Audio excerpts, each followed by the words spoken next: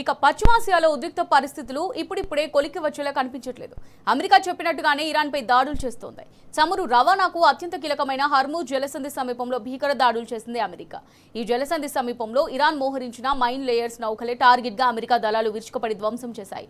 ఇరాన్కు చెందిన 16 mine layers నౌకలు ధ్వంసమయ్యాయని US central command తెలిపింది. ఈ దాడికి సంబంధించిన వీడియోను పోస్ట్ చేసింది అమెరికా.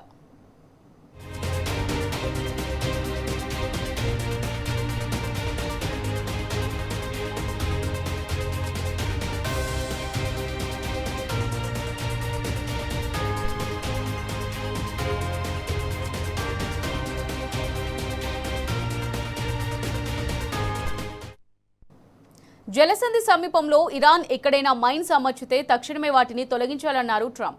లేదంటే పర్యవసానాలు చాలా తీవ్రంగా మునుపెన్నడూ చూడని స్థాయిలో ఉంటాయని హెచ్చరించారు. ఇరాన్ స్వయంగా వాటిని తీసేస్తే శుభ పరిణామమన్నారు. లేదంటే కరేబియన్ సముద్రంలో మాదక ద్రవ్యాల అక్రమ రవాణా నౌకలను ధ్వంసం చేసేందుకు ఉపయోగించిన క్షిపణులను వాడి జలసంధిలోని మైన్ లేయర్స్ పడవలను లక్ష్యంగా చేసుకుంటామన్నారు.